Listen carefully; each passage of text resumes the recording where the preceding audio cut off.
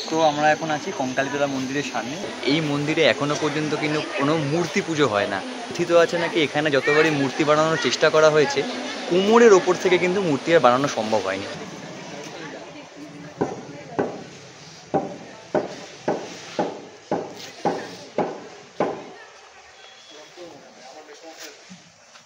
যেই কোচে করে কিন্তু শেষ বাড়ির জন্য রবীন্দ্রনাথ ঠাকুর শান্তিনিকেতন থেকে অসুস্থতাজনিত কারণে কলকাতা গেছিল। গুড মর্নিং সবাইকে। আজকে আমাদের শান্তিনিকেতন ডে 2। এখন আমরা সবাই স্নান টান করে রেডি, যাব হচ্ছে কঙ্কালীতলার উদ্দেশ্যে। কঙ্কালীতলা ওয়ার্ডটা, কঙ্কালীতলার উদ্দেশ্যে আমরা এখন বেরোবো। সাথে কিন্তু একটা নতুন জিনিস আপনাদের দেখাবো, সেটা হচ্ছে কেদারনাথ মন্দির বীরভূমের শান্তিনিকেতনের আশেপাশে একটা জায়গায় করছে। এখনও কিন্তু মানে ওটার শুরু হয়নি, ভক্তদের জন্য খোলেনি, বাট আমাদেরকে মন্দিরটা দেখাবে। আর সত্যি কথা বলতে যিনি আমাদের টোটো কাকু আছেন, তিনি লোকটা এতটাই ভালো, নিজেই কিন্তু ঘুরে ঘুরে দেখাচ্ছেন আমাদের। মানে ধরে নিন প্যাকেজ যেটা নিয়েছি তার থেকেও বাইরে করা একটা জায়গায় নিয়ে যাচ্ছে, দেখাচ্ছে, বলছে আমাদের। তো টোটো ডিটেলসটা এই ভিডিওতেই দেবো, একটু পরেই আসছেন। এখন ঘড়ির কাটায় বাজে হচ্ছে 12টা, আমাদের চেক আউট ছিল 11টা, 1 ঘন্টা লেট। ঠিক আছে, ওটা অ্যাডজাস্টেবল, মানে বলে নিয়েছি আমরা 1 ঘন্টা একটু লেট হবে, কারণ ঘুম হয়নি, একটু ঘুম থেকে উঠতে দেরি হয়ে গেছিলো বলে আজকে। তো যাক, এখন আমরা বেরোবো, আপনাদের দেখাবো। আজকের ব্লগটা কিন্তু বেশ ইন্টারেস্টিং হবে, নতুন একটা জিনিস জানতে পারবেন। শান্তিনিকেতনের বাধা ধরা কয়েকটা জায়গা ছাড়াও কিন্তু আমরা নিয়ে যাবো কয়েকটা না, হয়তো একটাই অন্যরকম একটা জায়গায়। তো দেখতে থাকুন, আপনাদের নতুন অনেক তথ্য দিয়ে সাহায্য করবো এই ব্লগে।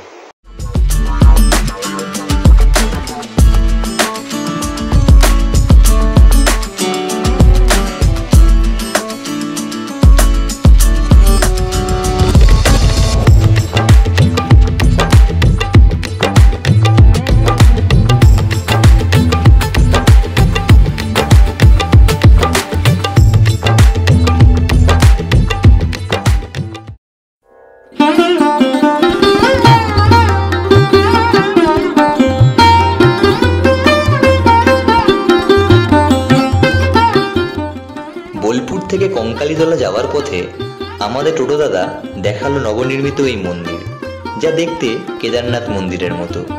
স্থানীয়দের কাছে এই মন্দির জনপ্রিয় হলেও টুরিস্টদের কাছে বিশেষ জনপ্রিয়তা পায়নি এখনো এই মন্দির। আমাদের এই ভিডিওর মাধ্যমে এক অজানা কিন্তু সুন্দর মন্দিরের সন্ধান আপনাদের কাছে তুলে ধরলাম।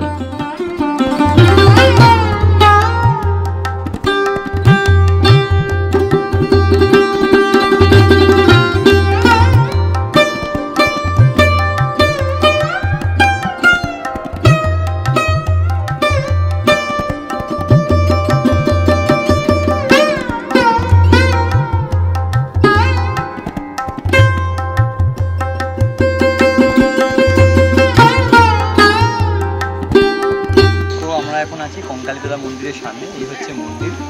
আর আমাদের এই ডালা নিয়েছি, পুজো দেবো আমি আর রেশমি। ব্যাপারটা কি, এখানে যে টোটো বাবুর সাথে আমরা এলাম, তিনি কিন্তু একটা দোকানে আমাদের নামালেন, সেই দোকান থেকে ডালাটা নিলাম 51 টাকা। আর যদি 5 রকম ফল দিয়ে নেন তাহলে সেই ডালার কিন্তু দাম হবে 101 টাকা। আর যদি আপনারা পুজো না দেবেন ভাবেন, তাহলেও কিন্তু জুতো পরে এসে এখানে জুতোটা তুলে ঠাকুরের দর্শন করতে আপনারা যেতে পারেন। তো এখন পুজো দেওয়া যাক, বাকি আপনাদের মন্দির ক্ষেত্রটা আফটার পুজো আমরা ঘুরে দেখাচ্ছি।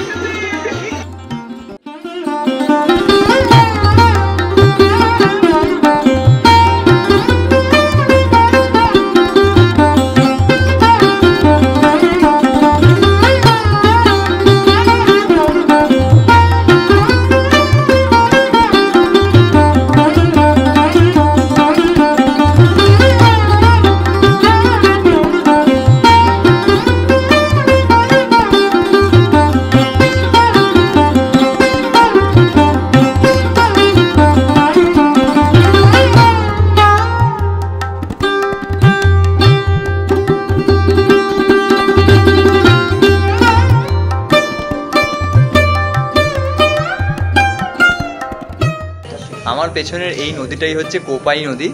তো কোপাই নদী কিন্তু বর্ষাকালেও জল সেরকম নেই। আর শান্তিনিকেতনে যে সাইড সিনে কোপাই নদীটা পড়ে, যেটা ওই সোনাঝুরি হাট যাওয়ার ওদিকটাতে আপনাদের দেখায়, ওটাতে তো আরোই নেই। এই কঙ্কালীতলায় এসে কিন্তু আমরা কিছুটা হলেও জল দেখতে পাচ্ছি চোখে, বাট কোপাই নদীর অবস্থা খুব খারাপ।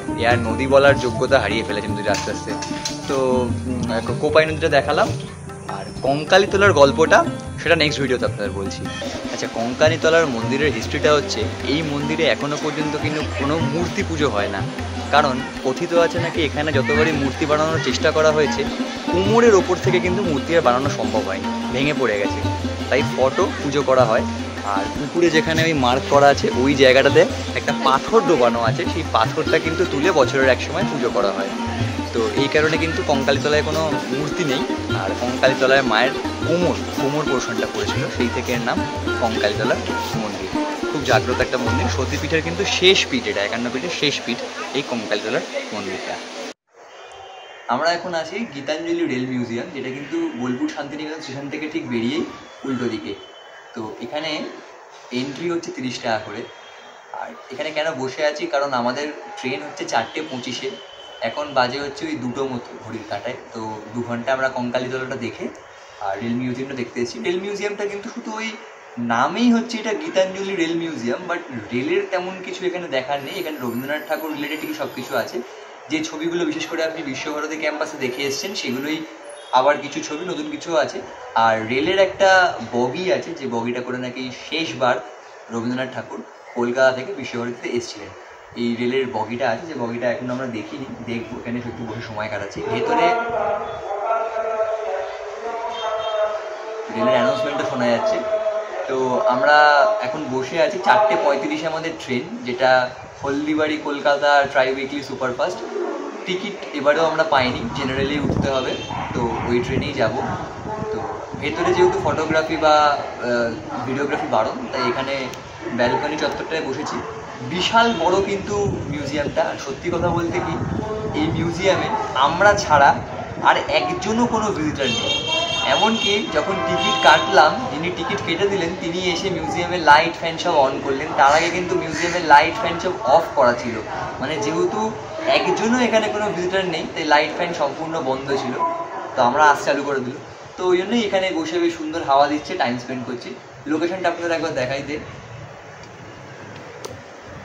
এইরকম একটা বিশাল ব্যালকানিতে আমরা বসে আছি।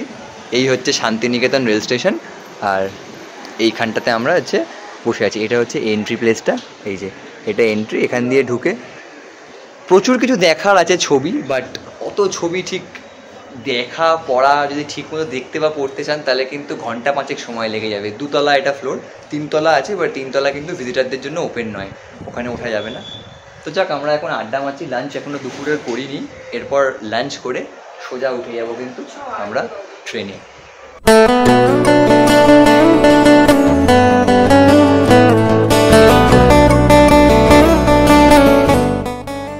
বোলপুর রেল স্টেশনের ঠিক উল্টো দিকে গীতাঞ্জলি রেল মিউজিয়ামে দেখতে পাবেন রবীন্দ্রনাথ ঠাকুর ব্যবহৃত এই কোচ।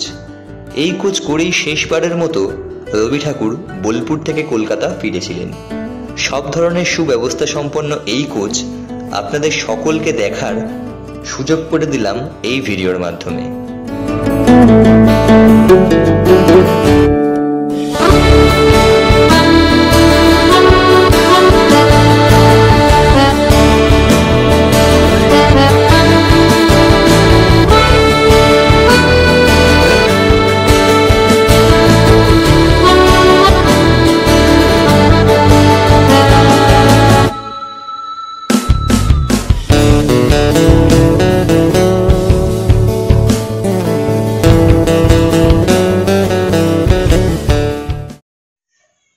আজকের দুপুরের লাঞ্চ সারলাম স্টেশনের কাছেই এক বিরিয়ানির দোকান থেকে।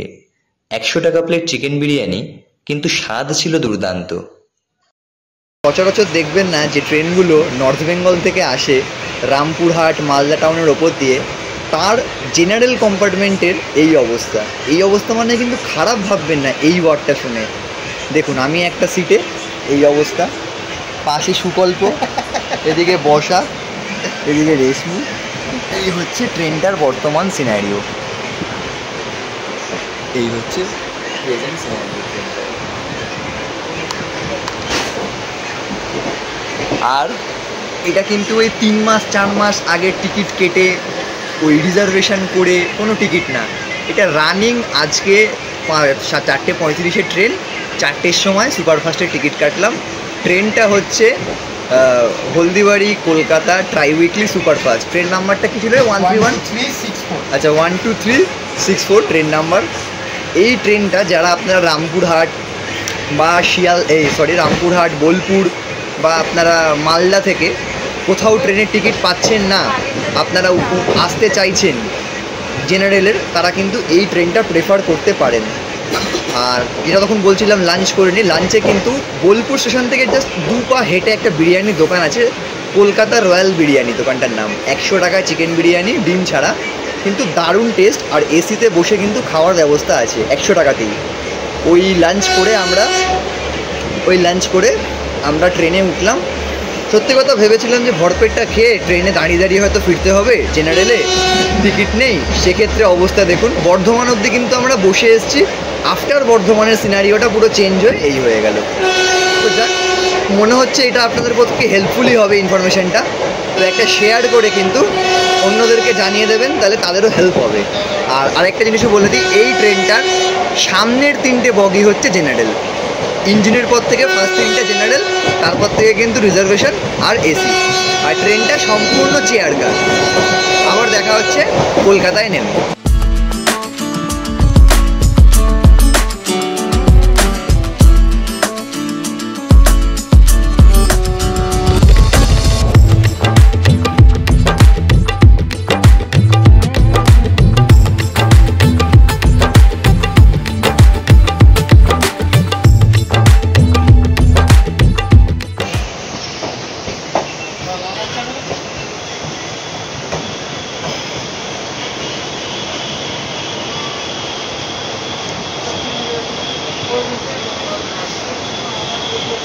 তো এই ছিল আমাদের 1 নাইট 2 ডেজের জার্নি শান্তিনিকেতন অবধি।